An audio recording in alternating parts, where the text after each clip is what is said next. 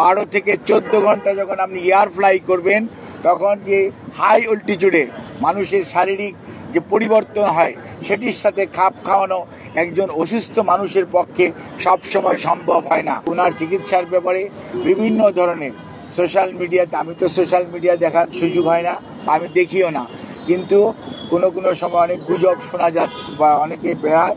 আমি সবাইকে অনুরোধ করব, দয়া করে দেশনেত্রীর এর প্রতি যদি আপনাদের শ্রদ্ধা এবং ভালোবাসার নিদর্শন স্বরূপ বিনীতভাবে অনুরোধ করব, আপনারা দয়া করে যে ফ্যাক্ট এটার বাইরে কেউ গুজব ছড়িয়ে মানুষকে দয়া করে বিভ্রান্ত করবেন না, এবং শুধুমাত্র আল্লাহ রাব্বুল আলামিনের কাছে দোয়া করেন আল্লাহর অশেষ সহমতে সব সময় উনি এসছেও প্রতিকূল অবস্থা থেকে আল্লাহ ওনাকে সুস্থ করেছেন। আপনাদের সবার দোয়ায় আমরাও এবার এবং মেডিকেল বোর্ড অত্যন্ত আশাবাদী যে এবারও ওনার যে শারীরিক জটিলতা এটা থেকে আপনাদের দোয়া এবং আল্লাহর অশেষ মেহেরবানিতে ইনশাআল্লাহ দেশনেত্রী বেগম খালেদা জিয়া সুস্থ হবেন।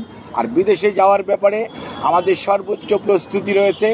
যখনই ওনাকে বিদেশ নেওয়ার জন্য মেডিকেল বোর্ড যথোপযুক্তভাবে তৈরি মনে করবেন, শারীরিকভাবে মনে হবে যে ওনাকে সেফলি ট্রান্সফার করা যাবে, কারণ মনে রাখতে হবে 12 থেকে 14 ঘন্টা যখন আপনি এয়ার ফ্লাই করবেন, তখন যে হাই অল্টিটিউডে মানুষের শারীরিক যে পরিবর্তন হয় সেটির সাথে খাপ খাওয়ানো একজন অসুস্থ মানুষের পক্ষে সবসময় সম্ভব হয় না।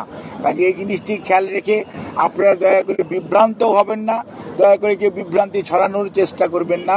সর্বোচ্চ পর্যায়ে কাতার গভর্নমেন্ট এবং আমাদের যে অন্তর্বর্তীকালীন সরকার সর্বোচ্চ পর্যায়ে সহযোগিতা আমাদেরকে করছেন, এবং তারা ওনাদের বিদেশে নেওয়ার ব্যাপারে ওনাদের যে সহযোগিতা অব্যাহত রেখেছেন। বাট ওনার শারীরিক সুস্থতা এবং চিকিৎসা মেডিকেল বোর্ডের যখন পরামর্শ হবে তখনই ইনশাআল্লাহ ওনাকে বিদেশে নিয়ে যাওয়ার হবে। তবে সবার আগে মনে রাখতে হবে ওনার চিকিৎসাটাই সর্বোচ্চ প্রাধান্য পাবে।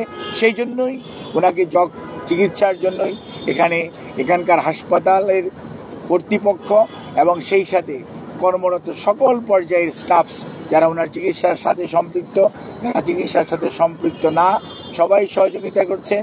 সর্বোচ্চ পর্যায়ে হাসপাতালে ভর্তিকৃত অনেক রুগী এবং রুগীর আত্মীয় স্বজন আমাদের অনেক আবেগপ্রবণ আমাদের সহকর্মীদের কারণে হয়তো অনেকভাবে বাধাগ্রস্ত হচ্ছেন।